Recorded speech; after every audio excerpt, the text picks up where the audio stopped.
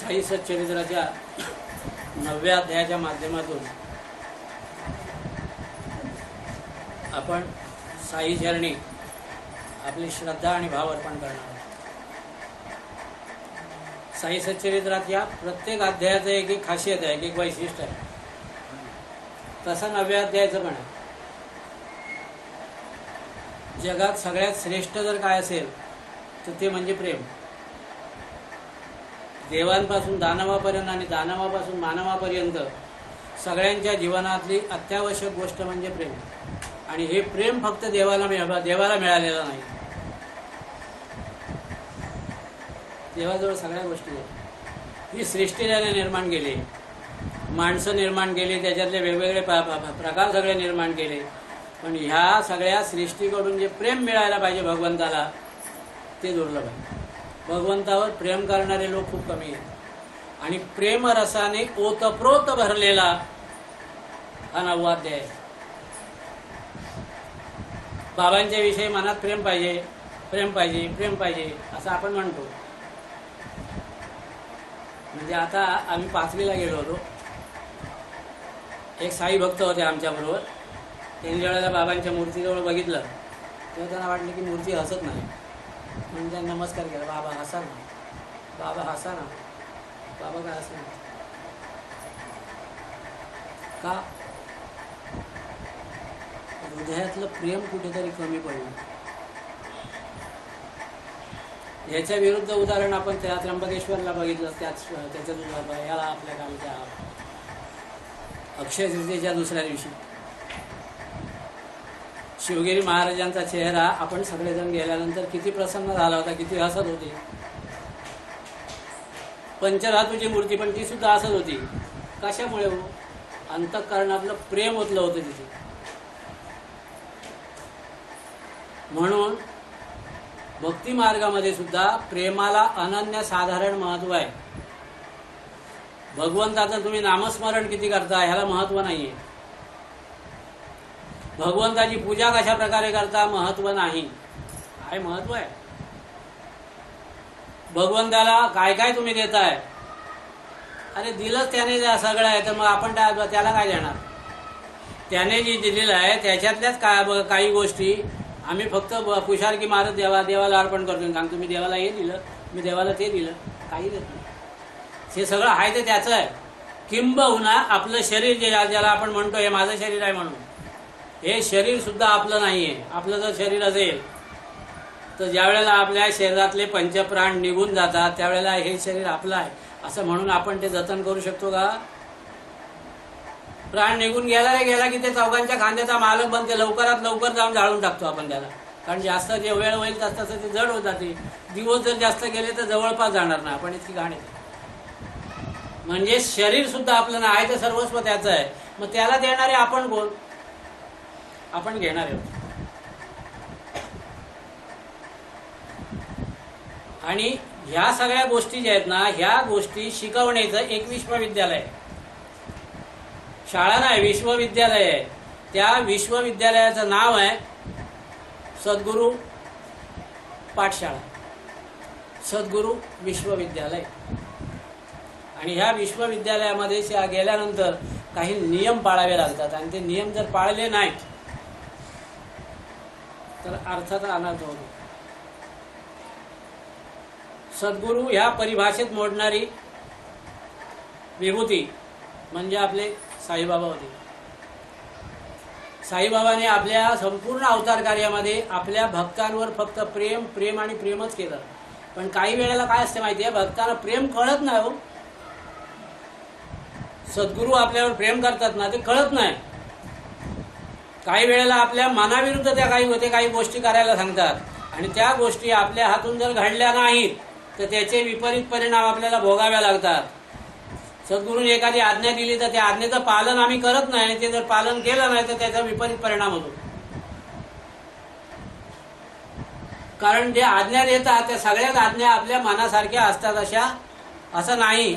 आपल्या हिताच्या असतात पण आपल्याला पटणाऱ्या असतातच असं नाही. काय मिळेल बरोबर आहे की नाही? असाच प्राय अध्यायाच्या सुरुवातीला हाच कथाभाग ऐकणार आहोत आपण. तात्या खोते पाटील नावाचे एक भक्त होते बाबांचे. शिर्डीला एक दंडक होता. कुठेही काही कामाला जर जायचं झालं तर पहिल्यांदा बाबांना नमस्कार करायचा, बाबांची आज्ञा घ्यायची आणि आज्ञा घेतल्यानंतर मग ते काय काम असेल ते करायचं. तात्या बाबांजवळ गेले. एक दिवशी हे होता, बाजार होता शिर्डीचा, आणि त्या शिर्डीच्या बाजाराला त्यांना जायचं होतं. द्वारकामाईमध्ये गेले, बाबांना नमस्कार केला. नमस्कार केल्याने बाबांना सांगितलं की बाबा मी बाजाराला जातोय, परवानगी द्या. बाबा म्हणाले आज नाही गेला असं नाही चालणार, नको जाऊस ना आज. पटलं नाही तात्या पाटलांना, हे पटलं नाही. आता बाजारात जायचं, बाजार तर जवळ आहे, काय जायला हरकत आहे. तरी सुद्धा बाबांच्या शब्द मोडू नये म्हणून त्यांनी सांगितलं नाही मला अर्जंट काम आहे, आज गेलंच पाहिजे. बाबा म्हणाले असं जातोयस तर मग एक काम कर, जाताना श्याम्याला बरोबर घेऊन जा. श्याम्या म्हणजे माधवराव देशपांडे. खोते पाटलांनी मनात विचार केला इथे जायचं आहे, 1 किलोमीटरचं अंतर आहे, इथे टांग्यात बसलो का तिथे जाऊन पोहोचलो. तात्या बाबला हा श्याम्या कशाला पाहिजे बरोबर, मी एकटाच जातो.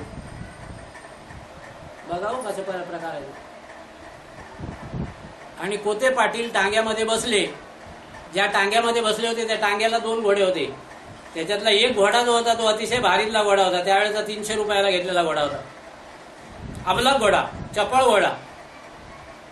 टांग्यात बसले, टांगेवाल्याने घोडा हाकला आणि थोडासा म्हणजे शिर्डीपासून काही अंतरावर साऊळ विहीर नावाचं एक ठिकाण आहे, त्या साऊळ विहिरीपर्यंत तो टांगा गेला. आणि तो घोडा जो होता 300 रुपयावाला, तो 300 रुपये हलकाच उधळला. त्यावेळेचे 300 रुपये म्हणजे आता जे 30,000 रुपये आहेत. तो एकदम उधळला आणि उधळल्यानंतर ह्याला टांगेवाल्याला तो आवरताच येईना. आणि त्या घोड्याचा भेज होतो, पुढच्या टाचा ज्या होत्या त्या टाचा त्या उधळल्यामुळे लचका मारला आणि घोडा खाली कोसळला.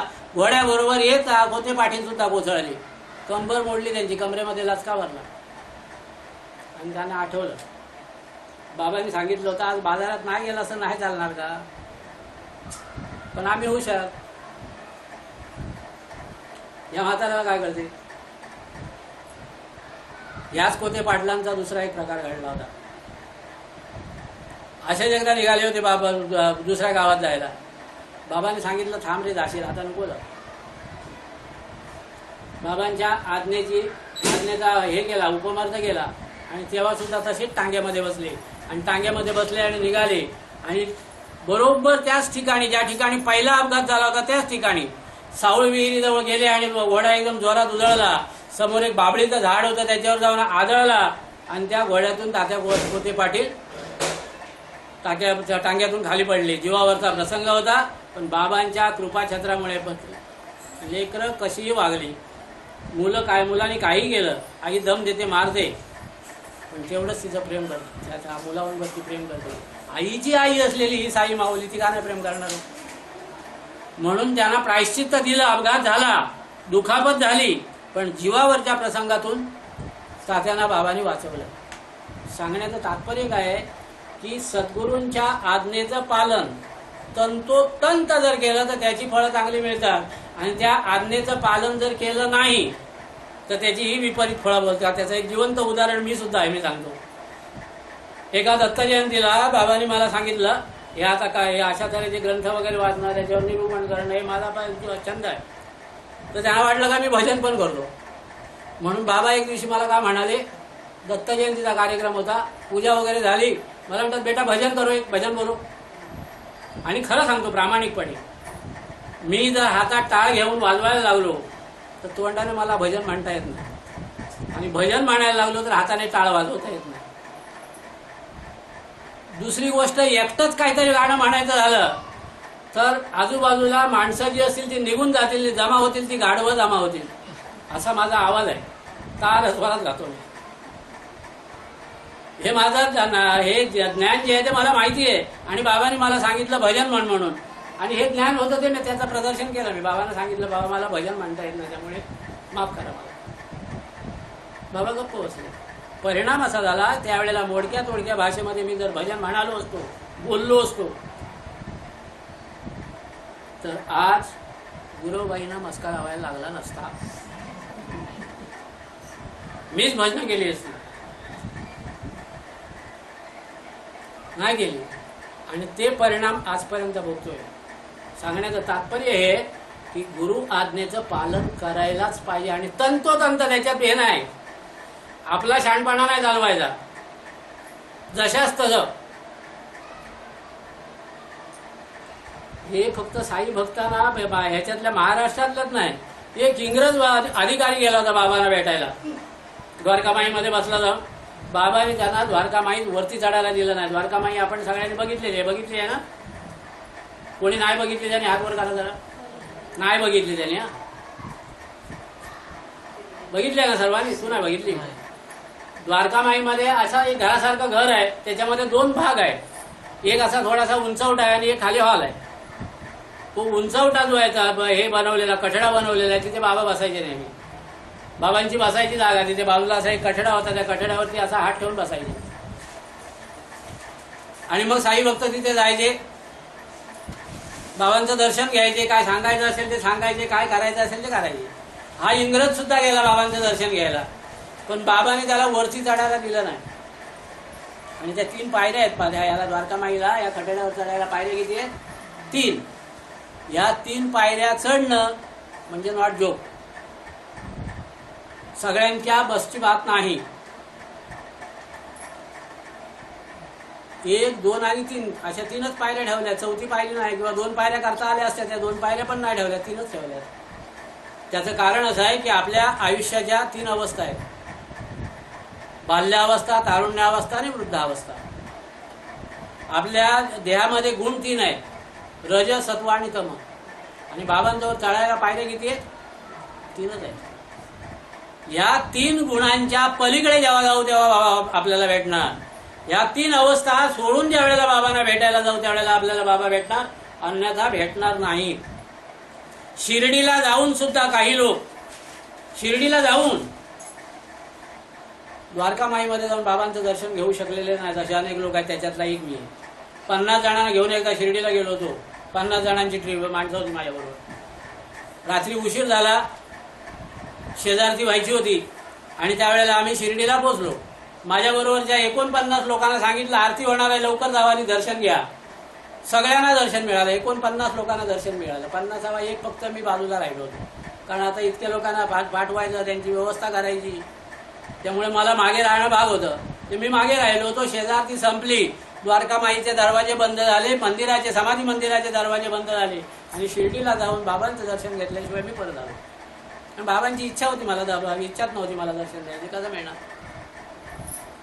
सांगण्याचं तात्पर्य असं आहे की द्वारकामाईच्या 3 पायऱ्या चढायच्यासाठी 3 जन्मांची पुण्याई खर्च करावी लागते.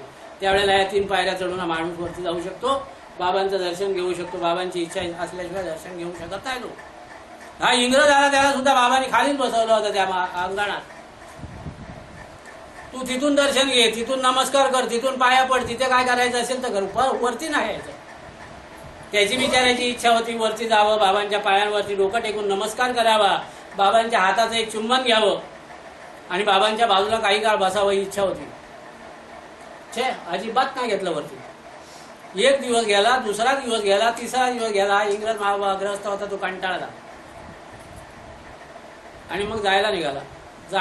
तेव्हा मात्र बाबांनी सांगितलं, अरे काय घाई आहे, एवढ्या लवकर कशाला जातोय, थांब जरा, 1-2 दिवस थांब, त्याच्यानंतर जा ना. आता इंग्रज म्हणजे ज्यांना इंग्रजी येते ते इंग्रज. काय म्हणायचं? ज्यांना इंग्रजी येते ते बरोबर आहे नाही तर इंग्रजी यायला लागले ना का आपल्याला थोडेसे बारीक एवढी छोटी शिंग येतात आणि मग आपल्याला असं वाटायला लागते मी शहाणा आहे. तसा ह्या इंग्रजाला सुद्धा बाबांनी सांगितलेल्या गोष्टीवरती विश्वास नाही बसला. तो म्हणाला जातो. गावातल्या लोकांनी, शिर्डीतल्या लोकांनी त्याला खूप समजावण्याचा प्रयत्न केला. अरे जे बाबांचा शब्द मोडून बाबांच्या शब्दाबाहेर गेले ते पश्चातापात पडलेले आहेत. तू कृपा कर, आमच्यावर मेहरबानी कर आणि जाण्याचा बेत रहित कर, थांब, बाबांचा शब्द ऐक. नाही निघाला. त्याने सुद्धा असा टांगा गेला आणि टांग्याने निघाला. कोपरगावच्या जवळपास टांगा आला आणि जो भरधाव उधळला त्या टांगा, त्याच्यातल्या त्या दोन्ही हे होतं घोडे होते ते एकदम बुजले आणि बुजल्यानंतर त्याने आपला पुढच्या जे पाय होते ते असे वरती उचवले, म्हणजे उभे राहिलेले. उभे राहिल्याबरोबर टांगा काय झाला, कल्ला. शिर्डीचे टांगे आपण बघितले असतील, पुढच्या बाजूला दोघे जण बसतात, मागच्या बाजूला मध्ये दोघे जण बसतात, मध्ये टेकायला जागा असते. ते तेव्हापासूनचे टांगे आहेत. ते वरती असं उचलल्याबरोबर हा जो पाठीमागे टांग्यात बसला होता इंग्रज, तो टांग्यातून फेकला गेला आणि ती जागा जी होती जिथे फेकला गेला ती जागा अशी उंचावर होती आणि तिथून घसरत घसरत घसरत घसरत खाली याच्या खड्ड्यामध्ये पडला. टांग्यावाल्याने टांगा आवरला, धावत गेला, गावातल्या लोकांना बघितलं, बोलवलं आणि त्याची परिस्थिती बघितली. बेशुद्ध पडला होता बिचारा. उचलून आणला, त्या टांग्यात घातला आणि टांगा सरळ कोपरगावच्या सरकारी हॉस्पिटलमध्ये फिरवला. निघाला होता जायला मुंबईला, निघाला होता शिर्डीहून, गेला कुठे, कोपरगावच्या हॉस्पिटलमध्ये. एका बाजूला शिर्डी, एका बाजूला मुंबई आणि हा मध्येच. आणि एक नि दोन नाही, 3 महिने त्या ठिकाणी खितपत पडला होता. बाबांच्या आज्ञेचं उल्लंघन, सद्गुरूंच्या आज्ञेचं उल्लंघन, सद्गुरूंच्या आज्ञेचं उल्लंघन केल्याचं फळ. म्हणून ज्यांनी गुरु केलेले आहेत ते कसेही असू देत, त्यांनी आपल्या गुरूंच्या आज्ञेच्या बाहेर जाण्याचा कधीही प्रयत्न करू नका. त्यांच्या आज्ञेतच वागायचं, कारण गुरूंचं महात्म्यच तसं आहे. मी बऱ्याच जणांना गुरुगीता वाचायला सांगितली आहे, काही जणांना मी ते पुस्तक सुद्धा दिलं आहे. कोणाकोणाला दिलं आहे का, याच्यात कोण आहे वाचणारा? अरे वा, वाचली का, शाबास. आणखी कोणी वाचली आहे? तुझ्याकडे पण दिली ना, वा सुंदर. अरे वा वा, तुझ्याकडे पण दिली आहे ना. विशाल तुला आहे दिली, माझ्याकडून घेणे वाच. त्या गुरुगीतेमध्ये सांगितलेली एक गोष्ट, कुठलाही देव रुसला, देवांना काही वेळेला राग येतो. आमच्या इकडे काहीतरी आपल्याला त्रास व्हायला लागला की आम्ही कुठल्या तरी एखाद्या ह्याच्याजवळ जातो, भक्ताकडे, त्याला विचारतो काय हो असा असा त्रास होतो, काय करू. मग ते बोलतात तुम्ही कुठे नवस केलाय का. तो म्हणतो हा. मग आम्ही सांगतो कुठला तरी देवाचं नाव सांगतो, त्या खंडोबाजवळ नवस केलेला आहे. फेडला नाही, मग तो कोपला. काय झाला, खंडोबा कोपला. मग आता काय करायला पाहिजे. नंतर तुम्ही एक काम करा, तुमच्या कुलदेवतेच्या समोर एक नारळ ठेवा, विडा ठेवा आणि गारणं करा. काय गारणं करायचं की देवीला हे करायचं, सांगणं करायचं की अशी अशी माझ्या हातून चूक झालेली आहे आणि म्हणून तुला मी हा नारळ आणि विडा ठेवलाय, तू मान्य करून घे, त्याच्यावर राजी हो आणि त्या खंडोबाला समजूत घाल त्या खंडोबाची, आणि माझ्यावर आलेली ही संकट जी आहे ती सगळी दूर घालव. असं आपण कुलदेवतेला नवस करतो आणि खंडोबाला खुश करायला सांगतो. काही वेळेला हे गारणं यशस्वी होते, खंडोबा खुश होतो आणि आपला त्रास कमी सुद्धा होतो. बाकीचे सगळे देव आहेत ते रागावले, त्याच्यापेक्षा मोठे वरची स्टेज आहे ना, तशी देवांची सुद्धा वरची स्टेज आहे. तसे हे वरचे देव आहेत ना, ते सुद्धा जर खवळले, रागावले, तरी सुद्धा आपल्याला त्रास भोगावा लागतो. 26 जुलैचा जलप्रलय हा देवांचा कोप आहे. तर असे वरचे देव म्हणजे ब्रह्मा, विष्णू आणि महेश हे जर कोपले तर त्यांची ही समजूत घालता येते. आपल्याकडून जर जमली नाही तर गुरुना सांगता येते. सद्गुरूंना प्रार्थना करू शकतो की माझ्यावरती विष्णू कोपलेला आहे, रामभाऊ कोपलेले आहेत, कृष्ण भगवान कोपलेले आहेत, काहीतरी समजूत घाला. सद्गुरू त्यांची समजूत घालतात आणि सांगतात खबरदार माझ्या शिष्याला पाहिजे त्रास दिला तर. कपोल कल्पित कथा सांगत नाही. जालिंदरनाथ नावाचे एक नाथ होऊन गेले, नाव ऐकलेलं आहे आपण. त्यांच्या आयुष्यामध्ये घडलेला, ते जीवनामध्ये घडलेला प्रसंग आहे. त्यांना तपश्चर्याला बसवलं आणि तपश्चर्याला बसवलं. त्यांच्या सद्गुरूंनी तपश्चर्या झाली. तपश्चर्या पूर्ण झाल्यानंतर सगळ्या देवी देवता तिथे आल्या. देवी देवतांना गोरक्षनाथांनी बोलवून घेतलं आणि सांगितलं हा माझा शिष्य आहे, ह्याने तपश्चर्या केलेली आहे, मंत्र साधना केलेली आहे. या तपश्चर्याला आणि या मंत्र साधनेला तुम्ही आशीर्वाद दिला पाहिजे, तुम्ही साह्यभूत व्हायला पाहिजे. देवता वैतागले आणि सांगतात तुम्ही आता सगळेजण नाथ एक शिष्य करा, प्रत्येकाला तपश्चर्याला बसणार, प्रत्येकजण मंत्रसाधना करणार आणि प्रत्येक वेळेला आम्हाला बोलवणार नाही, आम्हाला त्यांना सहाय्य करायला सांगणार. हे किती वेळ चालणार? आम्ही नाही करणार. आम्ही नाही करणार एवढं म्हटल्यानंतर गोरक्षनाथाने हातामध्ये भस्माची चिमूट घेतली आणि एक मंत्र आहे ज्याला स्पर्शास्त्र मंत्र असं म्हणतात, आपला मोहिनी मंत्र म्हणतात. तो मोहिनी मंत्र म्हटला, त्या भस्माच्या चिमुटीवर तो अभिमंत्रित केलं भस्म आणि देवतांवरती फेकलं. देवता सगळ्या मोहवश झाल्या, सगळ्या. दुसरी चिमूट घेतली, स्पर्शास्त्र म्हटलं आणि त्यांच्यावरती फेकलं. देव धावत सगळे चढले होते त्या मोहिनीच्या पाठीमागे झाडांवरती वगैरे. सगळ्याच्या मोहिनी रूपाच्या या स्त्रिया प्रगट झाल्या होत्या, त्यांच्या मागे लागून त्या झाडावर पकडले होते. यांनी स्पर्शास्त्र लागलं, देव त्या झाडाच्या फांदीला चिटकले. मोहिनी अस्त्र काढून घेतल्यानंतर ते जागेवर आले, पण स्पर्शास्त्र तसंच कायम होतं. देव वरती लटकले होते, त्यांचं तोल गेल्याने खाली आले, डोकं खाली, पाय वरती टांगल्यासारखे. 33 कोटी देव टांगल्यासारख्या अवस्थेमध्ये होती. त्यावेळेला ह्या 33 कोटी देवदेवतांना जालिंदरनाथाने विवस्त्र केलं आणि आपली इज्जत जाऊ नये म्हणून गोरक्षनाथांना हे 33 कोटी देव हे झाले, शरण आले आणि आमची इज्जत तरी वाचवा म्हणून सांगितली. नवनाथ ग्रंथामध्ये कथा वाचा, आमची इज्जत तरी वाचवा म्हणून सांगितलं. त्यावेळेला गोरक्षनाथांनी सांगितलं, माझ्या शिष्याला पहिल्यांदा अनुग्रहित करा, त्यांना सहाय्यभूत होईल असं वचन द्या त्याला, त्याच्यानंतर तुम्हाला आम्ही तुला याच्यातून सोडू. देवताने ते वचन दिलं, ह्याला तर देऊच, पण याच्यानंतर जे शिष्य कराल त्यांना सगळ्यांना सहाय्यभूत होईल. काय सद्गुरूंचा अधिकार आहे? अशा सद्गुरूंच्या याच्यामध्ये ज्या वेळेला आम्ही शरणांगत होतो त्यावेळेला त्यांची आज्ञा मोडली तर चालेल.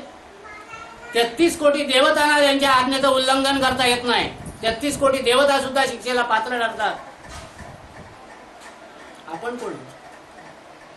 आज्ञा पाळलीच पाहिजे, आज्ञेचं पालन करायलाच पाहिजे. आणि ज्याने ह्या आज्ञेचं पालन केलं ना त्यांना जगामध्ये कसल्याही तऱ्हेची भीती नाही. आपल्या परिवारातले साधक दत्तकवचाचा हे करतात, साधना करतात. सगळेच जण करतात की नाही मला माहिती नाही. काय हो करतात? कधी वेळ नाही ऑफिसमध्ये दत्तकवच म्हणायला वेळ मिळाला नाही तर नाही करतात. काय माहिती काय आहे माहिती आहे दत्तकवच? ऐकून ठेवण्यासारखी गोष्ट आहे. मला जे सांगायचं आहे ते सांगण्याच्या पूर्वी एक दृष्टांत देतो, एक गोष्ट सांगतो. रामायण सिरियल जर आपण सगळ्यांनी बघितली असेल तर प्रभू रामचंद्रांनी ज्या वेळेला राजसूय यज्ञ केला त्या राजसूय यज्ञाच्या वेळेला एक घोडा सोडतात. तो घोडा सोडला होता त्याने. कुठल्याही राजाने कोणी अडवला नाही, सगळे मांडलिक झाले राजे. आणि हा घोडा पुढे पुढे जात होता. जाताना वाल्मिकी ऋषींच्या आश्रमाजवळ जाताना लव आणि अंकुश या 2 मुलांनी, त्यावेळेला त्यांचं वय 14 वर्ष होतं, 14 वर्षाच्या 2 मुलांनी हा घोडा अडवला आणि आश्रमात आणून बांधला. भरत आणि लक्ष्मण युद्ध करायला गेले. त्या युद्धामध्ये त्याने ह्या 14 वर्षाच्या 2 मुलांनी या दोघांना हरवलं. शेवटी मारुतीने रामभाऊंना फोन केला की अशी अशी 2 मुलं आहेत, त्या 2 मुलांनी तुमचा घोडा अडवलाय, सोडत नाहीत. भरत आणि लक्ष्मण यांना कैद केलेलं आहे, यांच्या पुढे काय चालणार नाही, तर तुम्ही या. स्वतः प्रभू रामचंद्र आपला रथ घेऊन तिथे आले. बघितलं तर 14 वर्षाची ही मुलं आणि ह्यानी घोडा अडवला. भरताला आणि लक्ष्मणाला शिक्षा केली. विश्वास बसेना. पण आता घडलेली गोष्ट आहे. लढाई तर करायला पाहिजे. प्रभू रामचंद्र लढायला सिद्ध झाले, पण त्यापूर्वी त्यांनी समजावून सांगितलं या मुलांना, बाळांनो लढाई करणं हे तुमचं काम नाही आहे, तुम्ही लढाई करू नका. यावेळेला अभ्यास करायला पाहिजे, शाळा शिकायला पाहिजे, तुमचा अभ्यासाचं वय आहे, ह्या काळात असं करू नका. लव आणि अंकुश आणि प्रभू रामचंद्राला दिलेलं उत्तर आहे. हे रामायणामध्ये आहे. मी जे शब्द सांगतोय रामायणामध्ये आहे. लव आणि अंकुश आणि प्रभू रामचंद्राला उत्तर दिलेलं आहे की माझे सद्गुरू वाल्मिकी ऋषी तुमच्यापेक्षा चांगलं तत्वज्ञान समजावून सांगतात. तुमचं तत्वज्ञान आम्हाला ऐकायचं नाही. तुम्हाला घोडा सोडवायचा असेल तर लढाई करा. रामाला आश्चर्य वाटलं. प्रभू रामचंद्र पुन्हा समजावून सांगताय तुम्ही लढाई करू नका, कारण माझा जो बाण आहे हा लक्ष्यभेदी बाण आहे. आणि म्हणून काही ठिकाणी आम्ही असं बघतो बघा, कोणते सांगतो डोकं दुखते, मग आपल्याला माहिती असते ह्या डोकेदुखीवर एकच गोळी, ती म्हणजे क्रोसिन. क्रोसिनची गोळी घे. डोकेदुखीवर रामबाण औषध. काय औषध? रामबाण म्हणजे हे गोळी घेतल्यानंतर डोकेदुखी थांबलीच पाहिजे, म्हणून त्याला रामबाण म्हणतात. रामाचा बाण ज्या लक्ष्यावरती नेम धरलेला आहे त्या लक्ष्याचा भेद केल्याशिवाय राहत नाही. रामाने प्रभू रामचंद्राने ते समजावून सांगितलं, माझ्या आतापर्यंतच्या आयुष्यामध्ये माझा एकही बाण फुकट गेलेला नाहीये, त्यामुळे मी जर तुणीरातून बाण काढला, धनुष्यावर लावला आणि तुमच्यावरती नेम धरून सोडला तर तुम्ही वाचणार नाही. आणि ह्या कोवळ्या वयामध्ये तुमची हत्या होऊ नये माझ्या हातून माझी इच्छा आहे, म्हणून लढाईचा हे छंद सोडा. लव आणि अंकुशाने सांगितलं, वल्गना खूप झाल्या, तू बाण चढव. प्रभू रामचंद्रांचा नाविलाज झाला आणि प्रभू रामचंद्राने आपल्या धनुष्यातून 3 बाण सोडलेले. पहिला जो बाण होता तो बाण त्यांच्या डोक्यावरून गेला पाठीमागे. रामचंद्रांना आश्चर्य वाटलं, माझ्या आयुष्यात एकही बाण असा फुकट गेलेला नाही आणि हा बाण त्यांच्या डोक्यावरून कसा गेला. म्हणून दुसरा सोडला, डाव्या बाजूने गेला. तिसरा सोडला, उजव्या बाजूने गेला. 3 बाण फुकट गेले. त्यावेळेला प्रभू रामचंद्रांना आश्चर्य वाटलं आणि त्यांनी डोळे बंद केले आणि हे बाण का लागत नाहीत म्हणून त्याचा हे शोध घेतला. त्यावेळेला त्यांच्या लक्षात आलं की ह्या दोनही 14 वर्षाच्या 2 मुलांच्या भोवती एक वलय, प्रकाशित वलय फिरते. नंतर शोध घेतलाय वलय कसलाय त्याचं. त्यावेळेला त्यांना समजलं की हे गुरुकृपेचं वलय आहे. कल्पना करा, गुरुकृपेचं हे कवच, गुरुकृपेचं हे वलय, याला भेद करण्याचं सामर्थ्य प्रभू रामचंद्रांच्या बाणामध्ये नाहीये. प्रभू रामचंद्रांचा बाण सुद्धा ह्या कवचाचा भेद करू शकत नाही, जे कवच माझ्या शिवगिरी सेवा संघाचे साधक आज दत्त कवचाच्या रूपाने वाचतायत, करतायत, कवच धारण केलेलं आहे. म्हणून जगात सगळ्या गोष्टी सुलभ आहेत, एकच गोष्ट दुर्लभ आहे, ती म्हणजे सद्गुरू. सद्गुरूंची कृपा संपादन झाली, सद्गुरू रूपी कवच धारण केलं तर त्या शिष्याला जगात कसल्याही प्रकारचा धोका नाही. जिवंत अनुभव आहे. उदाहरणं सहित सांगितलेले आहेत. मी तर याच्यावरती माझ्या आयुष्याचा इतिहास सगळा सांगू शकतो, एक रात्र पुरणार नाही. आज तुमच्या समोर जे बोलतोय किंवा तुमच्या समोर जे बसलोय ते केवळ गुरुकृपेच्या कवचामुळे बसलेलो आहे, बाकी दुसरं माझ्याजवळ काय नाही. म्हणून गुरुना शरण जाणं आणि गुरूंच्या आज्ञेचं पालन करणं हे शिष्याचं काम आहे. आणि साई सच्चरित्र हा जो ग्रंथ आहे, या ग्रंथाकडे माझी ही इच्छा पूर्ण होईल, माझी ती इच्छा पूर्ण होईल म्हणून जर आपण हा वाचला तर आपण वाचणार नाही. ह्याच्यात सामर्थ्य काय आहे, कशामध्ये कसं सामर्थ्य साठवलेलं आहे ते जाणून घेणं हा महत्वाचा भाग आहे. आणि म्हणून हा नुसता ग्रंथ नाही, कथांनी नटलेला ग्रंथ नाहीये, तर त्या कथांच्या पाठीमागे बाबांची एक एक शिकवण आहे. आणि त्याच्यातली एक शिकवण म्हणजे गुरु आज्ञेचं पालन करणं. दुसरी एक शिकवण याच्या पुढे देतात बाबा, हे अतिशय महत्वाची आहे, खूप लक्ष देऊन ऐकायला पाहिजे. बाबांचे असे अनेक जसे भक्त होते, तसे रामचंद्र तरखड नावाचा एक भक्त होता. रामचंद्र तरखडांच्या वडिलांचं नाव बाबासाहेब तरखड. आणि हे बाबासाहेब तरखड म्हणजे त्यावेळेचे प्रार्थना समाजी ग्रस्त होते. प्रार्थना समाजी जे लोक आहेत ना, ते मूर्तीपूजा करत नाही, मूर्तीची पूजा करत नाही. ते फक्त एक ध्यान, धारणा, जप, ध्यान अशा गोष्टी करतात. मूर्तीची पूजा करणं त्यांना मान्य नाही, म्हणून ते पूजा करायची नाही. हिंदू धर्म आहे. दयानंद सरस्वती पासून हे झालेला, चालत आलेला हा संप्रदाय. त्याच्यामध्ये मूर्तीपूजेला हे आडकाठी आहे, मूर्तीपूजा नाही करत. त्या समाजामध्ये वावरणारे हे बाबासाहेब तरखड आणि त्यांचा मुलगा रामचंद्र तरखड, निस्सिम साई भक्त. रामचंद्र तरखड, बाबासाहेब तरखड नाही, निस्सिम साई भक्त. त्यांनी एक असा बाबांचा छबी लावली होती, चित्र लावलेला आपल्या देवघरामध्ये. चंदनाचा देवारा बनवला होता, चंदनाच्या लाकडाचा, आणि त्याच्यामध्ये बाबांची प्रतिमा लावली होती, फोटो लावलेला. आणि त्या प्रतिमा लावली म्हटल्यानंतर समजत नाही आपल्याला, कारण ते इंग्लिश शब्द आहे. फोटो लावला काय बरोबर समजते, मराठी शब्द. तर प्रतिमा लावली होती, त्याची रोज मनोभावे पूजा करायचा. त्याला वाटायचं की बाबा इथे बसलेले आहेत, मी जी पूजा करतोय ही पूजेचा स्वीकार बाबा करतायत असा भाव. आणि त्या भावाने ती पूजा करायचा. आणि पूजा करून झाल्यानंतर खडी साखरेचा नैवेद्य दाखवायचा. आम्ही काय करतो, देवाला नैवेद्य दाखवतो म्हणजे काय करतो, महत्वाचा भाग आहे.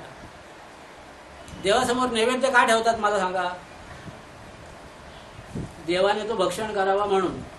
आपण ठेवलेला नैवेद्य देव कधी भक्षण करतो. मग काय करतो आपण, तिथे ठेवतो आणि नंतर आणतो, म्हणजे देवाला दाखवतो आणि परत घेऊन येतो. याला म्हणतात नैवेद्य दाखवणे, नैवेद्य अर्पण करणे नाही. आम्ही नैवेद्य अर्पण कधी करत नाही. आणि चुकून कदाचित त्या देवाने तो नैवेद्य खाल्ला तर काय होईल. पहिल्यांदा त्या देवाला उठवून फेकून देऊ, बाहेर ही काहीतरी भुताटकी आहे. बरोबर आहे ना.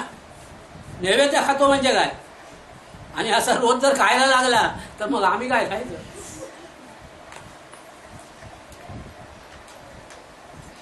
रामचंद्र तळखड सुद्धा तसाच. नैवेद्य दाखवायचा, खडी साखर तिथे नेऊन ठेवायचा, बाबांना नमस्कार करायचा, आणि नैवेद्य दाखवल्याशिवाय जेवण होत नाही.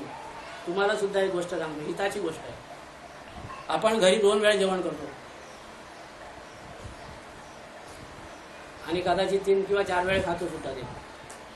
पण जेवण बनवल्यानंतर पहिलं ताट जे आहे ना ते देवासमोर ठेवा, देवाला अर्पण करा, म्हणजे दाखवा. आणि त्याच्यानंतर तेच ताट याच्यामध्ये घरामध्ये आणा, प्रत्येकाच्या ताटामध्ये त्याच्यातला एक एक घास वाढा आणि ते जेवण जेवा.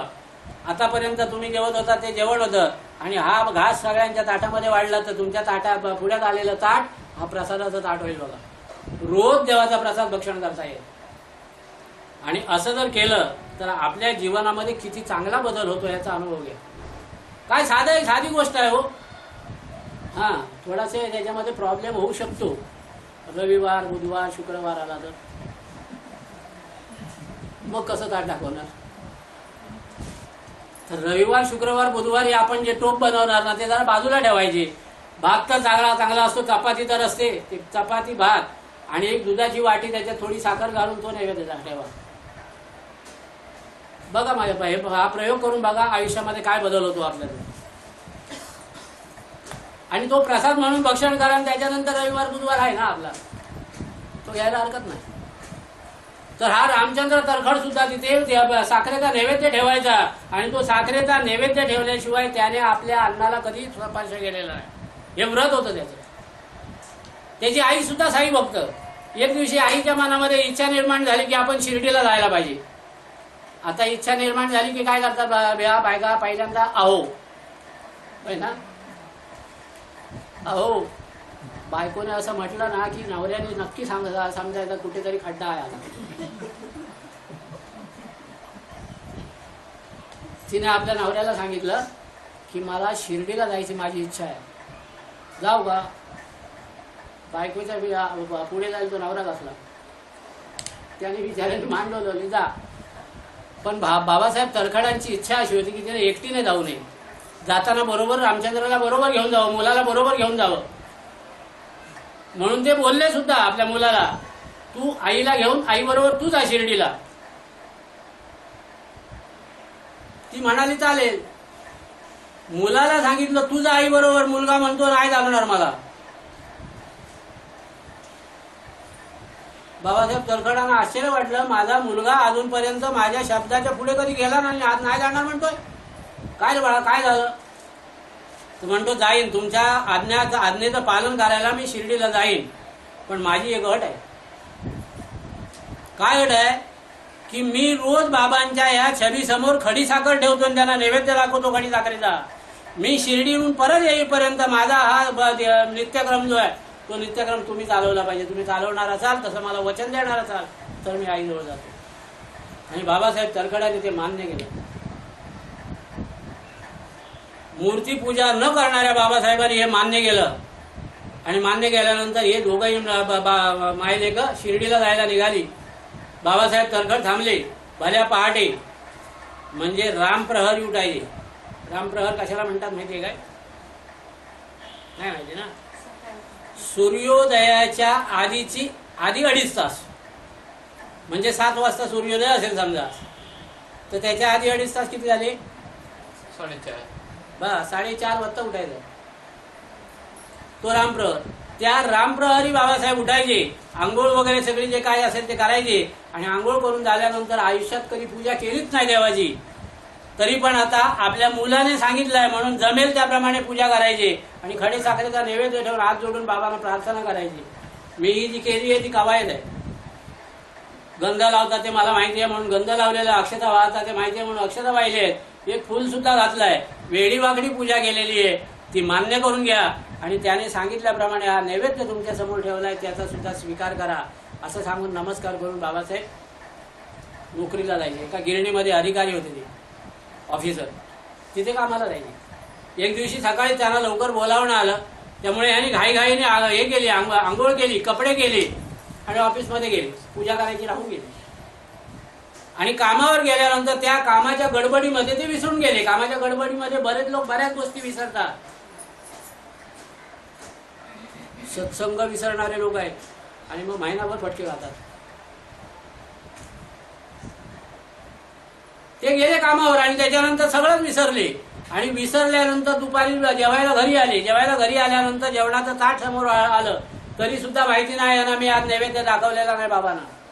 जेवणाचं ताट समोर आल्यानंतर त्या ताटामध्ये खडी साखरेचा एक पारका तुकडा असतो, प्रत्येकाच्या ताटामध्ये वाढला जायचा अन्नशुद्धी म्हणून. अन्नशुद्धी काय प्रकार आहे हा हे किती जणांना माहिती आहे? कशाला म्हणतात अन्नशुद्धी? आपल्या घरामध्ये जर समजा एखादी गोष्ट काहीतरी भ्रष्ट झाली असेल किंवा एखादा काहीतरी वाईट गोष्ट घडली असेल तर ते घर शुद्ध करायच्यासाठी आम्ही काय करतो? म्हणजे गोमूत्र शिंपडल्यानंतर अपवित्र वस्तू जे आहेत ते शुद्ध होतात. तेच गोमूत्र आपण ताटात शिंपडलं तर जेवू का हो? आता येणार आहे पुढे ह्याच्यानंतर तोच कथा भाग येणार आहे. पण अन्न हे अशुद्ध असते, त्या अन्नाला शुद्ध करण्यासाठी म्हणून ही पद्धत फक्त ब्राह्मण लोक कुटुंबामध्ये राहिलेली आहे. जेवण वाढून झालं, सगळं पूर्ण जेवण वाढून झालं की प्रत्येकाच्या ताटामध्ये एक तुपाची धार सोडतात, अशी 2-2 थेंब ताईच्यावरती सोडतात. त्याचं कारण असं आहे की गायीपासून निर्माण होणाऱ्या ह्या पंचगव्य जे ज्याला 5 हे प्रकार म्हणतात, गोमूत्र, शेण, दूध, दही, तूप, ही सगळी पवित्र आहे. तर ते तिथे गोमूत्र शिंपडू नये म्हणून गोमूत्राच्या ऐवजी तूप घालतात आणि त्याला ते तूप घालण्याचा जो प्रकार आहे त्याला म्हणतात अन्नशुद्धी. इथे अन्नशुद्धी होती बाबांच्या प्रसादाची. बाबांचा प्रसाद त्या ताटामध्ये असायचा. बाबासाहेब तरखड ज्या वेळेला जेवायला बसले बघतात तर हे नाही, अन्न प्रसाद नाहीये. त्यावेळेला त्यांच्या लक्षात आलं, डोक्यावरती हात मारला, तसेच ताटावरून उठले, बाबांच्या छबीसमोर जाऊन उभे राहिले आणि त्यावेळेपासून त्यांनी प्रार्थना समाज सोडला आणि साई समाज धरला.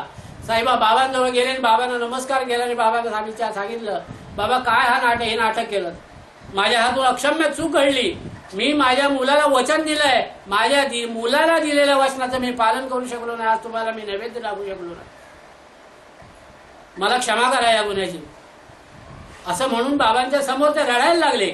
आणि ताबडतोब त्यांनी शिर्डीला पत्र लिहिलं आपल्या मुलाला आणि त्या पत्रामध्ये मजकूर लिहिला की माझ्याकडून चूक झालेली आहे, मी बाबांना नैवेद्य दाखवायला पाहिजे होतो, तो नैवेद्य दाखवला नाही आणि तो नैवेद्य दाखवायचा तसाच राहून गेलेला आहे, अक्षम्य अशी चूक घडली आहे, बाबांच्या समोर पदर पसरणे, माझ्यासाठी माफी माग आणि तू सुद्धा मला क्षमा कर, तुला दिलेलं वचन मी पाळू शकलो नाही. ही गोष्ट कुठे घडली? बांद्र्याला. हे गृहस्थ राहणारे बांद्र्याचे. त्यावेळेला शिर्डीला बघा काय चाललंय. शिर्डीला दुपारची वेळ होती, जेवणं वगैरे सगळ्यांची आटपली आणि जेवणं आटपल्यानंतर टाइमपास कुठे करायचा? टीव्ही वगैरे त्यावेळेला नव्हता, FM वर गाणी ऐकायची तर FM पण नव्हता. पण बाबा होते. बाबांच्या सान्निध्यात बसल्यानंतर, समोर बसल्यानंतर टाइमपासच टाइमपास, केव्हा वेळ गेला तो समजायचा नाही. त्याप्रमाणे सगळे भक्त तिथे गोळा झालेले आणि त्या सगळ्या भक्तांबरोबर रामचंद्र तरखड आणि त्याची आई, ते दोघे जण येऊन बसले.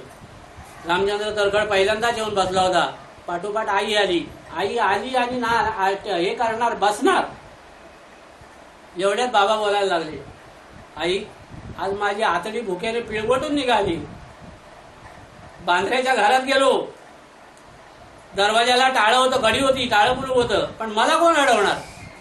मी आतमध्ये शिरलो, सगळ्या घरामध्ये फिरलो, मला पेजेचा हे सुद्धा मिळाले नाही, पाणी सुद्धा तिथे मिळालं नाही, मी तिथून उपाशी परत आलो. आईला कळेल हे मला काय सांगता येते. आईला जरी कळलं नाही तरी मुलाला कळलं आणि मुलाने म्हटलं, बाबांनी घोटाळा केला, बाबांनी नैवेद्य दाखवलेला नाही, आणि आता मला शिर्डीला जायला पाहिजे, आपल्या बांद्र्याला जायला पाहिजे, माझे बाबा उपाशी राहतील. बाबा इथे समोर बसले. रामचंद्र काय म्हणतोय, माझे बाबा उपाशी राहतील, मला जायलाच पाहिजे बांद्र्याला. आईला त्याने सांगितलं, बाबांना सांगितलं, त्या बाबांनी सांगितलं जाऊ नको, थांबतो. एवढं घडते ना घडते तोपर्यंत ते तिकडचं बांद्र्याचं पत्र आलं. ते पत्र वाचून बघितल्यानंतर ते आई,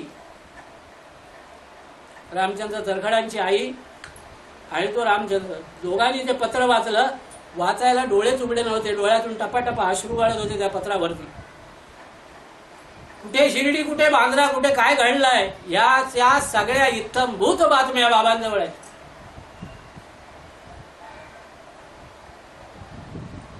कळवळा आला बाबांजवळ. थांबल्यानंतर बाबांनी सांगितलं म्हणून थांबले आणि यथावकाश निघून गेले. आणि आजन्म ते व्रत रामचंद्र तरखडाने आपल्या आयुष्यामध्ये पाळलं. आणि सगळ्यात महत्वाची गोष्ट म्हणजे प्रार्थना समाजी असलेल्या आपल्या वडिलांना साई भक्त बनवलं. शेवटपर्यंत तिघांनी अगदी साई भक्ती मनोभावे गेली. याच रामचंद्र तरखडांच्या आईचा दुसरा एक कथा आहे याच अध्यायामध्ये. तिकडे तर ह्याला शिर्डीला गेल्यानंतर आता तर म्हणजे राहण्याची सोयच नाही. पहिल्यांदा थोडीशीच घरं होती, कोणाजवळ तरी जायचं आणि थोडासा हे करून म्हणजे गोड बोलून काहीतरी सांगून किंवा भाडं देऊन कोणाच्या तरी घरी राहायचं. ही दोघंही अशी एका बिराडावरती थांबली होती आणि बिराडावरती थांबलेली असताना दुपारी जेवायला बसली रामचंद्र तरखडांची आई. तेवढ्यात एक कुत्रा आला समोर, त्या घराच्या समोर. जीभ बाहेर आली होती, हा हा हा करून हे करत होता, धापा टाकत होता. कुत्रा जीभ बाहेर काढून धापा का टाकतो माहितीये? कुत्र्याला ज्या वेळेला घाम येतो, गरम होते, त्यावेळेला त्याचा घाम जो असतो तो जिभेवरती मिटवला जातो. त्या जिभेला हवा लागली की कुत्र्याला बरं वाटते, म्हणून कुत्रा गरम व्हायला लागला का त्या जीभ बाहेर काढतो. तसा तो ते जीभ बाहेर काढून हा धापा टाकत तिथे आला, पोट खपाटीला टेकलेलं. आणि त्या वेळेला या रामचंद्र तरखडांची आई जेवायला बसत होती. कुत्र्याला बघितल्याबरोबर ती उठली, आपल्या ताटातला एक चतकोर तुकडा घेतला याचा भाकरीचा आणि त्या कुत्र्याला नेऊन दिला. कुत्र्याला इतका आनंद झाला, ते भाकरीचा तुकडा घेतला आणि कुत्रा पळपळ पळाला. तो गेला आणि ही येऊन बसणार. एवढ्या चिखलामध्ये माखलेला, चिखलाने रुटलेला असा एक डुक्कर तिथे आला. आईने भाकरीचा दुसरा एक चतकोर घेतला आणि त्या गाढवाच्या ह्याच्यामध्ये तोंडामध्ये दिला आणि त्याच्यानंतर जेवायला बसली. जेवण बिवून झाली आणि दुपारी 2:30 वाजता बाबांचा दरबार भरला. त्यावेळेला सगळेजण आले. ही बाई सुद्धा समोर बसलेली होती. त्या बाईजवळ बाबांनी बघितलं आणि बाबा काय म्हणतायत, काय बोलले बाबा? आई काय विचार, त्या बाईचं भाग्य. 14 चौकड्यांचं राज्य उपभोगणारा हा संन्यासी, त्याने एका बाईला हाक मारली होती आई म्हणून. आई आज दुपारी तुम्हाला जेवायला वाढलंस, बऱ्याच दिवसानंतर आज माझं पोट भरलं, पोट तळातळ भरलेलं आहे. आणि बाबांनी ढेकर सुद्धा दिले 2-3 ढेकर आले त्यांना. ह्या बाईला समजेना मी ह्यांना कधी जेवायला वाढायला गेले. मी इथे परतंत्र आहे, मी दुसऱ्याच्या ह्याच्यामध्ये आधाराने राहते, ह्यांना कुठे जेवायला वाढू. तर ती बोलली सुद्धा बाई, बाबा मी तर दुसऱ्याच्या आधाराने राहते, माझ्या पुढ्यात काय पडेल ते खाते आणि इथला शिर्डीतला मुक्काम निवडते, मी तुम्हाला कुठे जेवायला वाढायला आली. बाबा काय म्हणाले, आई तू आज दुपारी जेवायला बसलीस तेव्हा भुकेने व्याकुळ झालेला एक कुत्रा आला असा ना तुझ्या समोर. रामचंद्र पाटलांच्या आईच्या डोळ्यातून अश्रुप्रवाह व्हायला लागले. कारण बाबा द्वारकामाईमध्ये बसले होते आणि कुठे कुठे काय काय बघत होते. त्या कुत्र्याच्या भूक तू जाणलीस आणि तुझ्या ताटातलं अन्न काढून तू त्याला दिलंस. त्याच्या पाठोपाठ चिखलाने माखलेला डुक्कर आला, त्या डुकराला सुद्धा तू भाकरी खायला घातलीस. एक लक्षात ठेवायचं, ह्या चराचर ज्या ह्याच्यामध्ये भूतलामध्ये असणारे जे सगळे प्राणी आहे त्या सगळ्या प्राण्यांच्या अंतःकरणामध्ये, शरीरामध्ये वास्तव्य करणारा जो आत्मा आहे तो त्याचा आत्मा आणि माझा आत्मा एक आहे. मी या सर्वांशी समरस झालेलो आहे. त्यामुळे तू त्या भुकेलेला भूक जाणलीस म्हणजे माझी भूक जाणली, माझं पोट भरलेलं आहे, असंच वागत जा. आणि पुढे एक वाक्य सांगितलं बाबांनी, भुकेलेल्या माणसाला आधी अन्न द्यावं आणि मग आपण खावं.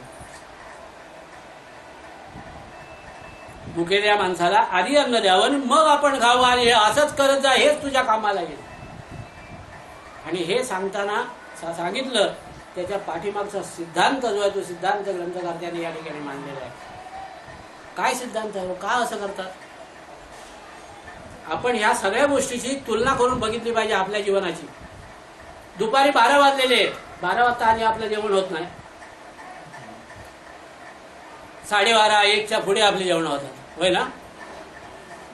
खरं जेवणाची वेळ 12, पण आपली ते तेवढ्या वेळात होत नाही, उशिरा होते. पण ज्या वेळेला आम्ही जेवायला बसतो त्यावेळेला पहिल्यांदा काय काम करतो? इथे विचारलं तर सगळ्यांचा हाच अनुभव आहे. पहिल्यांदा जर काय काम करत असू तर दरवाजा बंद करतो आणि त्याला आतून कडी लावतो. बरोबर आहे ना? ह्याच्या व्यतिरिक्त आणखी काय करतो आपण? दरवाजा बंद करायचा आणि आधी कडी लावायची आणि मग जेवायला बसायचं. का? कोणतरी आल्याचं तेवढ्यात. खरी वस्तुस्थिती अशी आहे की आम्ही ज्या वेळेला जेवण बनवतो, फक्त जेवण बनवतो, त्यावेळेला आपल्या हातून 5 प्रकारच्या चुका घडलेल्या असतात. 5 चुका होतात. आता तांदूळ काढणं किंवा तांदूळ उकडणं हा प्रकार आता राहिलेला नाही, आता ते मशीनमध्ये सगळं होते. पण पूर्वीच्या काळामध्ये तांदूळ पाहिजे ते तांदूळ पहिल्यांदा कांडायचे. कांडून झाल्यानंतर त्याच्यातला वरचं दोष असते ते काढून टाकायचं. त्याच्याला बनवलं त्या तांदळाला कोंडा असा चिटकलेला असायचा, म्हणून सडणीसाठी पुन्हा ते तांदूळ कांडायचे. आणि ते काढून झाल्यानंतर ते तांदूळ धुवायचे. धुवून झाल्यानंतर चुलीवर पाणी ठेवायचं, त्याच्यामध्ये ते तांदूळ उकडायचे, त्याच्यानंतर त्याचा भात तयार होणार. त्याने हे केल्याशिवाय अत्यंत नाही, करायलाच पाहिजे. पण करताना काय काय झालेलं आहे बघा. पहिल्यांदा ते तांदूळ ज्या कांडायला घेतले त्यावेळेला तिथे उकळाच्या आसपास बरेच जीवजंतू हे करतात, वावरत असतात. एकही जागा अशी नाही जिथे जीवजंतू नाही. तर त्या जीवजंतूंना ह्या तांदळांबरोबर भाताबरोबर आपण काढलेल्या अनेक हत्या प्राण्यांची जीवांची हत्या झालेली आहे. आपल्या हातून सडताना हत्या झालेली आहे. याला म्हणतात कांडणी पाप, म्हणजे कांटानं झालेलं पाप. त्याच्यानंतर आग पेटवून ठाण्याला गायत्री महायाग केला आपण. आता तिथे एक प्रकार घडला होता.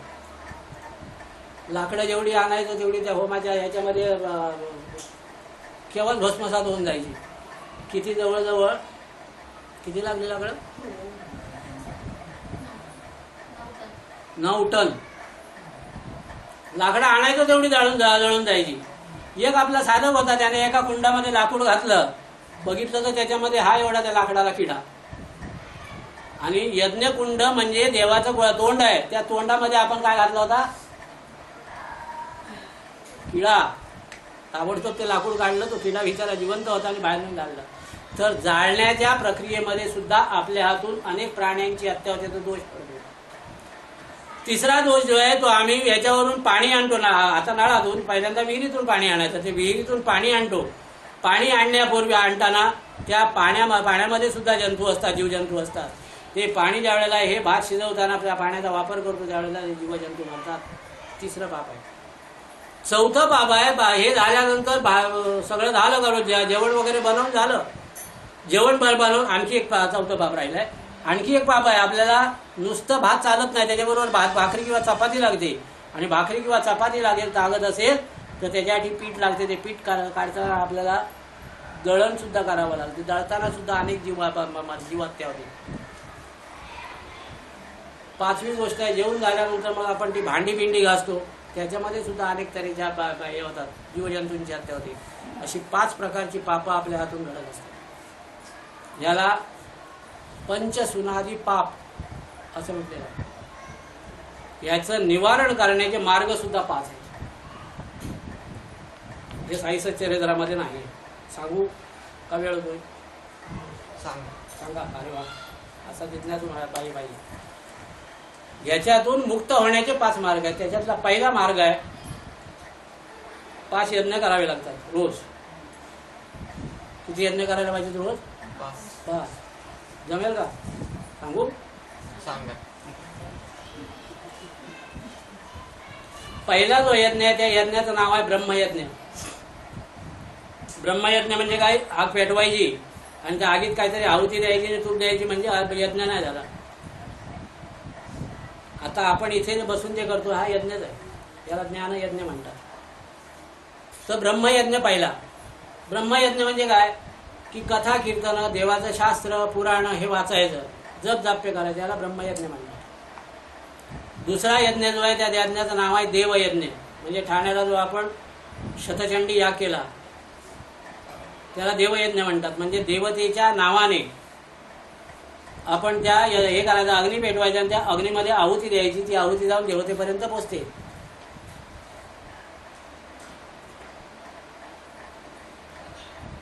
या यज्ञाबद्दलची सुद्धा एक माहिती आणखी, आता विषय निघालाय म्हणून सांगतो, परत कधी विषय निघेल नाही निघेल मला माहिती नाही. काय यज्ञाला, ह्या देवयज्ञाला महत्व आहे ते सुद्धा जाणून घ्या.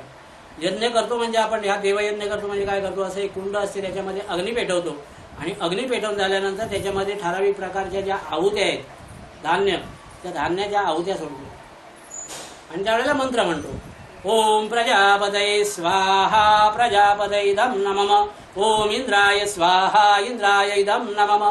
ओम सूर्याय स्वाहा सूर्याय इदं नमः. असे मंत्र म्हणतो आणि एक एक आहुती देत असतो. हल्लीचे अंधश्रद्धा निर्मूलनवाले त्याच्यावरती ऑब्जेक्शन घेतात आणि ते त्याच्याबद्दल बरेच हे झालेले आहेत, त्यांच्या तपशिलामध्ये मी शिकत नाही. पण ह्याने काय होते हो, विज्ञानाचा भाग ह्याच्यात लक्षात घेण्यासारखा. ह्या आहुत्या सोडल्या त्याच्यानंतर, आहुत्या गेल्यानंतर त्या अग्नीमध्ये त्या जळतात. जे धान्य काय आपण सोडलंय ते जळते आणि जळल्यानंतर त्याची वाफ तयार होते आणि ती वाफ वातावरणात वरती जाते. वर गेल्यानंतर त्याला थंड हवेचा स्पर्श झाला की त्या वाफेचं रूपांतर जलामध्ये होते. कशामध्ये होते? पाण्यामध्ये.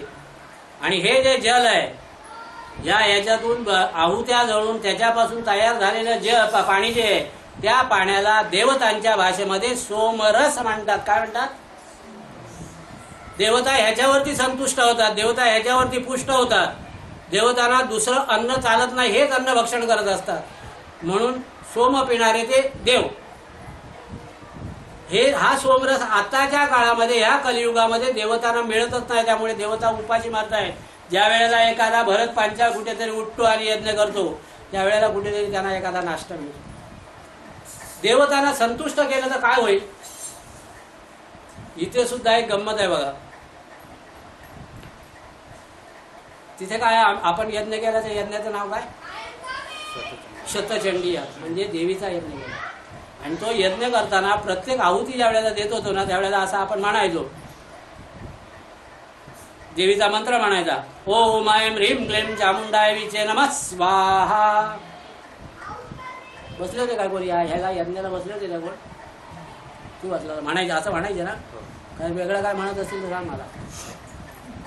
म्हणजे एम ह्रीम आणि क्लीम, महाकाली महालक्ष्मी आणि महासरस्वती, ह्या तिन्ही देवतांना मी नमस्कार करून ही आहुती त्यांना अर्पण करतोय. स्वाहा. ते स्वाहाच का म्हणायचे? स्वाहाच का म्हणायचं? तर एकंदर प्रमुख देवी 16 आहेत. त्या 16 देवीमध्ये स्वाहा नावाची एक देवी आहे, अतिशय तटस्थ देवी आहे. ही देवी काय करते, तिच्याजवळ तिचं नाव घेऊन जर एखादी वस्तू तिच्याजवळ ठेवली किंवा तिच्या हातात दिली तर ती ज्याची असेल त्यालाच पोचवते, दुसऱ्याला कोणाला येणार.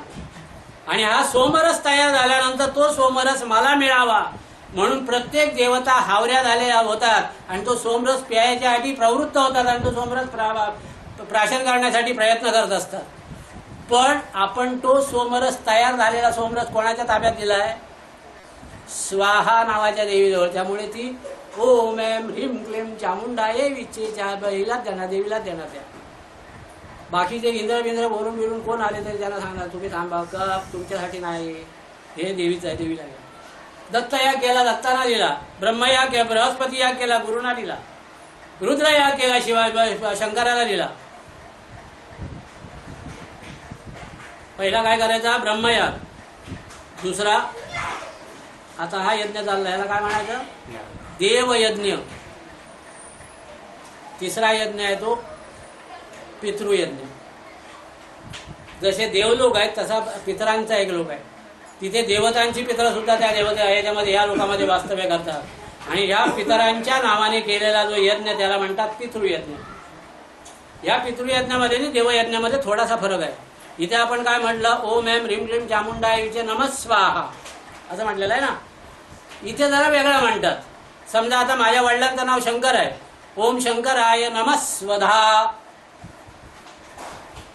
स्वाहा नाही म्हणत, तिथे स्वधा म्हणतात. कारण ही स्वधा ही देवता जी आहे ती यांचा पितरांचा हे करते, नेतृत्व करते. पितरांना दिलेला जो हवीर भाग आहे, आपण ह्याच्यामध्ये पितृपक्षामध्ये श्राद्ध कर्म केल्यानंतर बारकाईने नीट ऐका, ब्राह्मण जे मंत्र म्हणत असतात त्या मंत्रामध्ये स्वाहा कधीही म्हणत नाही, ते स्वधा असं म्हणतात. आणि हे स्वधा म्हणणं म्हणणारे ब्राह्मण आहेत ते निश्चितपणे समजायचे की यांना का बाई याच्यातलं कार्य येत नाही. तर तिथे केलेल्या त्या याच्यामध्ये पितृपक्षामध्ये आपण जे हे करतो, पिंडदान वगैरे करतो किंवा पितृकर्म करतो, तिथे स्वधा म्हणून ह्या पितृ लोकांपर्यंत ती आहुती म्हणून पोचवलेली असते, त्याला म्हणतात पितृयज्ञ. चौथा राहिलेला आहे पिशाच्च यज्ञ. ज्या वेळेला ह्या चंड आणि मुंड या दोन राक्षसांचा देवीने वध केला, त्यावेळेला हा चंडासूर नावाचा दैत्य जो होता तो दैत्य खूप माजला आणि तो देवीला काही यायला आठवत नव्हता. त्याचं कारण असं आहे, त्याला मारलं देवीने की त्याच्या रक्तापासून एक एक राक्षस तयार व्हायचा. रक्ताच्या एका थेंबापासून एक चंडासूर तयार व्हायचा.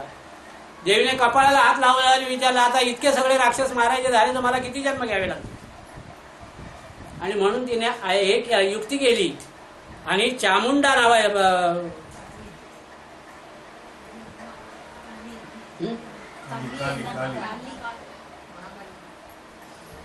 सांगतो थोड्या वेळा, त्या देवीला पाचारण केलं आणि तिला सांगितलं की मी या चंडासुराला मारत असताना त्याचं रक्त असं या वेळेला हे होईल, पडेल बाजूला. महाकाली रक्त ज्या वेळेला बाजूला पडेल त्यावेळेला तू एकच काम करायचं की त्याचं जे रक्ताचे थेंब पडतील ते चाटून टाकायचे. आणि तिने ते रक्ताचे थेंब सगळे चाटायला सुरुवात केली आणि चंडासुराचा वध केला देवीने. चंडासुराच्या संकटातून समाजाला मुक्त केलं. त्यावेळेला या कालीने देवीजवळ वरदान मागितलंय की माझं भवितव्य जे माझा हे चरितार्थ जो आहे तो रक्तावर चालतो आणि म्हणून तुझ्या पूजेच्या आधी मला माझा नैवेद्य मिळाला पाहिजे. म्हणून आपल्या इकडे देवीचा गोंधळ किंवा देवीची काहीतरी हे करायचं असेल तर त्याच्या अगोदर किंवा नंतर बळी द्यायची पद्धत आहे. तर ही ह्या देवतांना हे करणं, बळी देणं हा चौथा यज्ञ आहे. आणि पाचवा यज्ञ आहे भूतयज्ञ. म्हणजे काय? भूतयज्ञ म्हणजे भूतांसाठी केलेला यज्ञ नाही. हालचाल करण्याची पात्रता ज्यांच्यामध्ये आहे त्यांना भूत असं म्हणतात. त्यामुळे आपण सुद्धा भूत नाही. तर ह्या सगळ्या चराचर सृष्टीसाठी, जीवसृष्टीसाठी काही ना काही अर्पण करणं, याचं नाव भूतयज्ञ. असे 5 यज्ञ आपल्याला रोज करायला पाहिजे, रोज. आणि हे यज्ञ न करता जो माणूस जेवतो तो प्रत्यक्ष विष भक्षण करतो, असं गीतेच्या 3ऱ्या अध्यायामध्ये भगवान श्रीकृष्णाने म्हटलेलं आहे. यज्ञ शिष्टान अमृत भोजो. यज्ञाचा शिष्ट शिल्लक राहिलेला भाग जे भक्षण करतात ते प्रसाद भक्षण करतात, ते अमृत भक्षण करतात. पण यज्ञ न करता जे जेवतात ते विष भक्षण करतात. बघा आपण काय खातोय आणि काय भक्षण करतोय. म्हणून असं म्हटलेलं आहे की आपल्याला ह्या 5 यज्ञ करायला तर सकाळी उठल्यानंतर आपण काहीतरी पोथी भीती वाचतो. आता कधीतरी वाचतो तो भाग वेगळा, पण वाचतो. म्हणजे ब्रह्मयज्ञ आपल्याकडून होतो. आपण ज्या परिवारामध्ये वावरतोय त्या शिवगिरी परिवाराच्या माध्यमातून आपण कधीतरी यज्ञ करतो, म्हणजे देवयज्ञ होतो. राहिलेला आता कुठला यज्ञ राहिला? पितृयज्ञ पितृपक्षामध्ये करतो. गावी गेलो काय हा भूतांचा हे जो आहे म्हणजे बळीचा यज्ञ आहे तो गावी गेल्यानंतर करतो. बरोबर ना? गोंधळत नाही. काही वेळेला राखण द्यायला पण जातो ना आपण, तो यज्ञ आहे. आणि 3रा राहिलेला जो आता 5वा राहिलेला जो यज्ञ आहे भूतयज्ञ, तो भूतयज्ञ म्हणजे 2 प्रकार आहेत त्याचे. एक जेवायला बसताना दरवाजा उघडायचा, दरवाजात उभं राहायचं आणि कोण जर भैया असणार जेवायचे बाकी असाल तर त्यांनी आमच्या घरी जेवायला आहे, आम्ही जेवायला बसतोय अशी जोरात आरोळी ठोकायची दरवाजात उभं राहून आणि अतिथीला बरोबर घेऊन जेवायला बसायचं. दरवाजा बंद करून जेवायला बसायचं शाबास.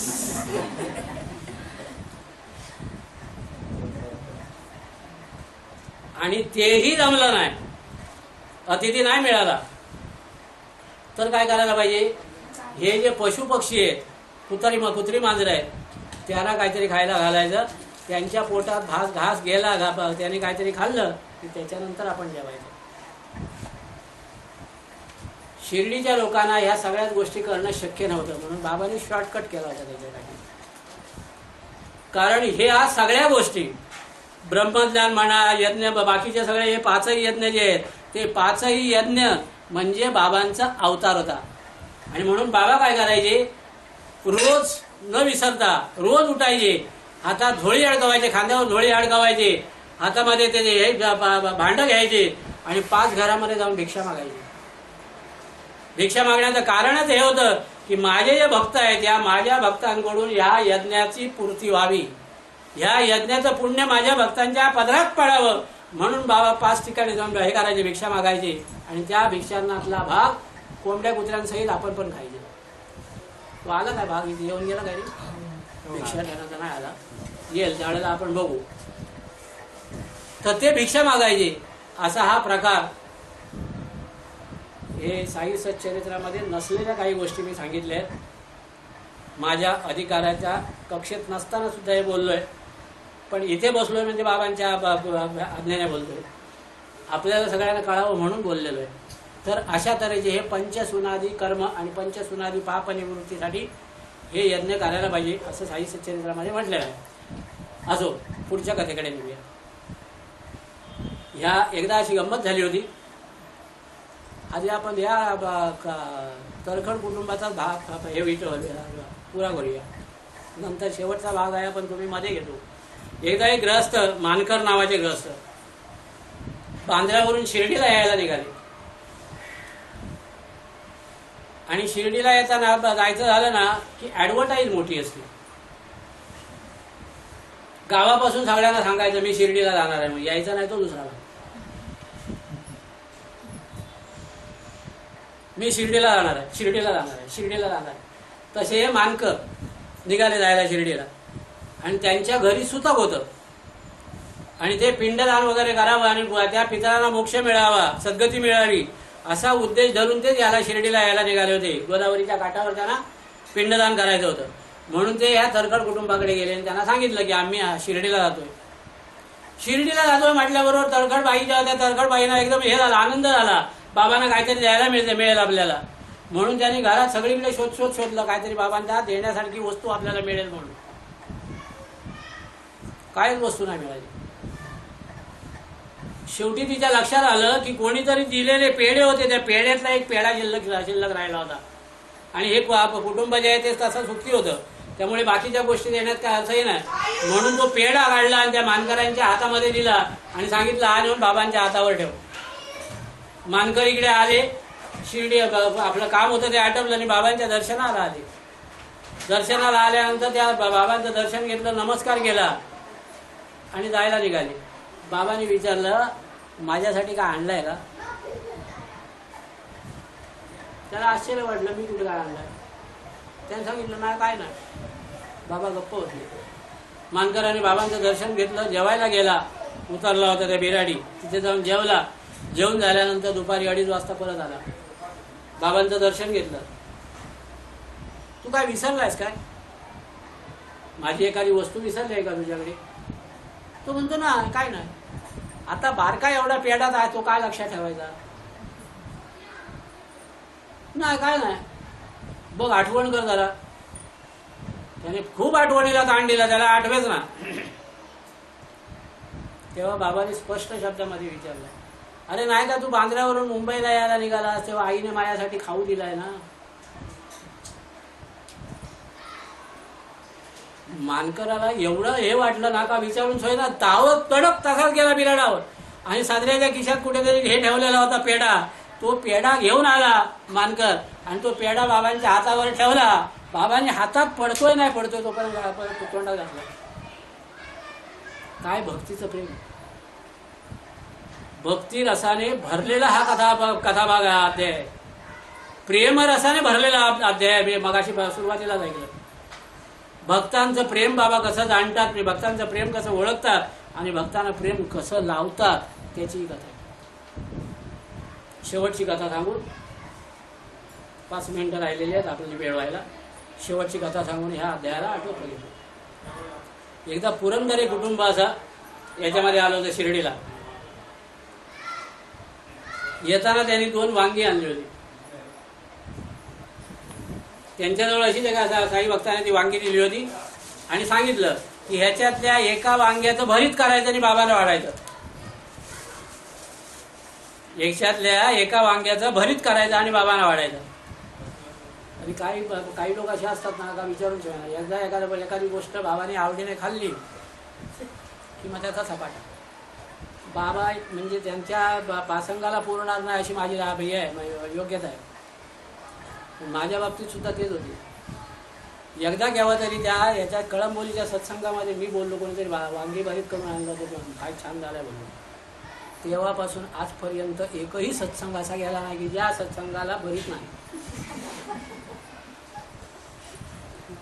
कुठे बाहेर जायला लागलो, ट्रिपला 1-2 दिवसाचा मुक्काम असेल तर काही चिंता करायची नाही लागत. आता नाश्त्याला मला सोनपापडी असतेच बरोबर.